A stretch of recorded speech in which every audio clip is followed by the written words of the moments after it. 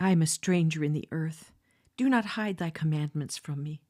My soul is crushed with longing after thine ordinances at all times.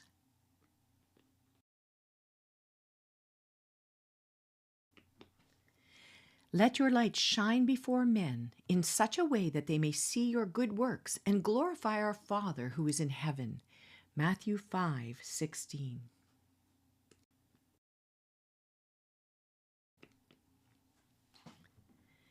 Song of Solomon, chapter 3. On my bed, night after night, I sought him, whom my soul loves. I sought him, but did not find him. I must arise now and go about the city, in the streets and in the squares. I must seek him, whom my soul loves. I sought him, but did not find him. The watchmen who make the rounds in the city found me, and I said, Have you seen him whom my soul loves? Scarcely had I left them when I found him whom my soul loves. I held on to him and would not let him go until I had brought him to my mother's house and into the room of her who conceived me. I adjure you, O daughters of Jerusalem, by the gazelles or by the hinds of the field, that you will not arouse or awaken my love until she pleases. What is this coming up from the wilderness like a column of smoke, perfumed with myrrh and frankincense, with all scented powders of the merchant? Behold, it is the traveling couch of Solomon, 60 mighty men around it, of the mighty men of Israel. All of them are wielders of the sword, expert in war. Each man has his sword at his side, guarding against the terrors of the night. King Solomon has made for himself a sedan chair from the timber of Lebanon. He made its posts of silver, its back of gold, and its seat of purple fabric, with its interior lovingly fitted out by the daughters of Jerusalem. Go forth, O daughters of Zion, and gaze on King Solomon with the crown with which his mother has crowned him, on the day of his wedding and on the day of his gladness of heart. Song of Solomon, chapter 4. How beautiful you are, my darling. How beautiful you are. Your eyes are like doves behind your veil. Your hair is like a flock of goats that have descended from Mount Gilead. Your teeth are like a flock of newly shorn ewes which have come up from their washing, all of which bear twins, and not one among them has lost her young. Your lips are like a scarlet thread, and your mouth is lovely. Your temples are like a slice of a pomegranate behind your veil. Your neck is like the Tower of David, built with rows of stones, on which are hung 1,000 shields, and the round shields of the mighty men. Your 2 breasts are like 2 fawns, twins of a gazelle, which feed among the lilies until the cool of the day. When the shadows flee away, I will go my way to the mountain of myrrh and to the hill of frankincense. You are altogether beautiful, my darling, and there's no blemish in you. Come with me from Lebanon, my bride. May you come with me from Lebanon. Journey down from the summit of Amanah, from the summit of Senir and Hermon, from the dens of lions and from the mountains of leopards.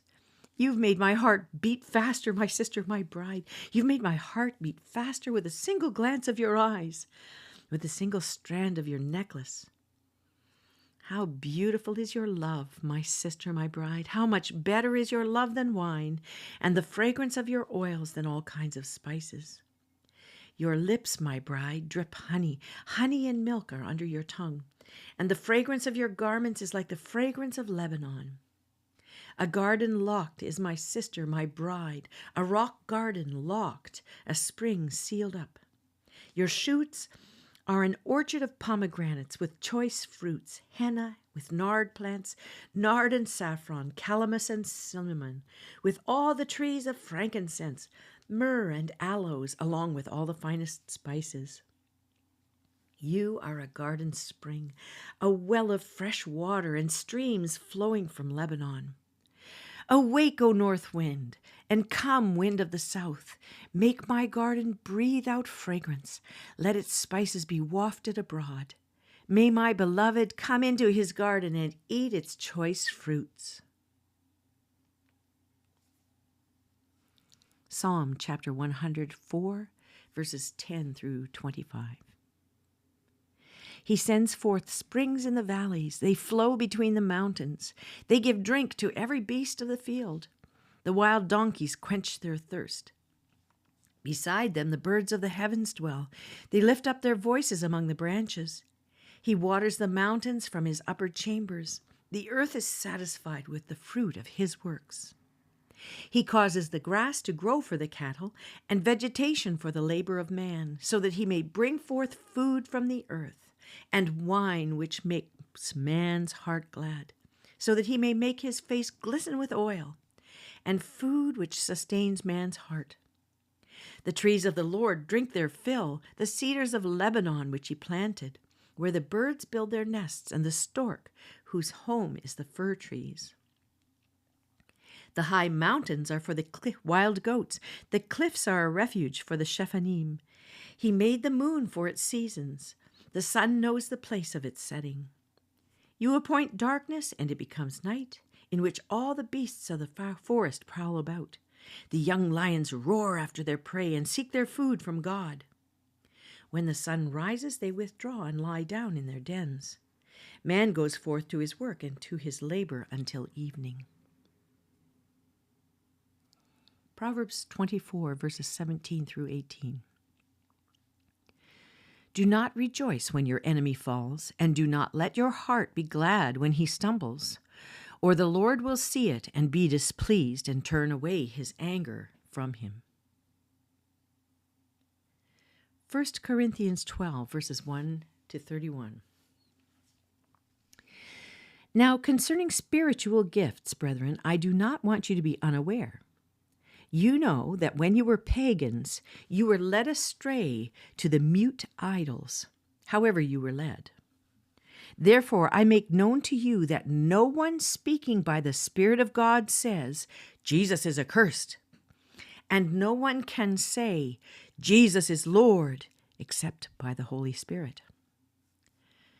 Now, there are varieties of gifts, but the same Spirit. And there are varieties of ministries, and the same Lord.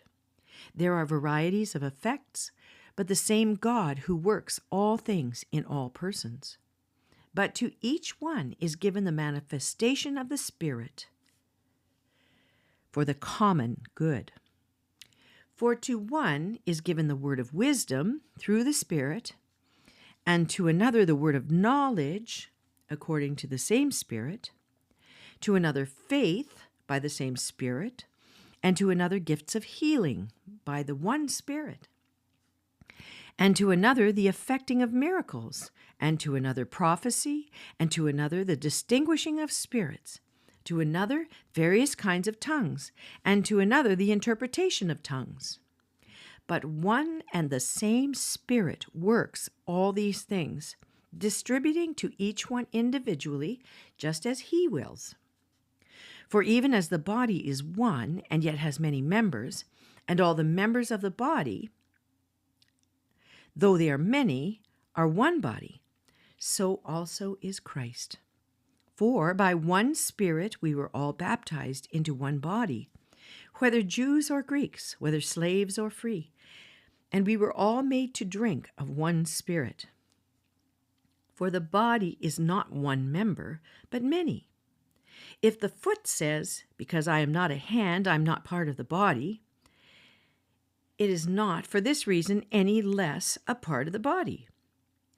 And if the ear says, because I'm not an eye, I'm not part of the body, it is not for this reason any less a part of the body.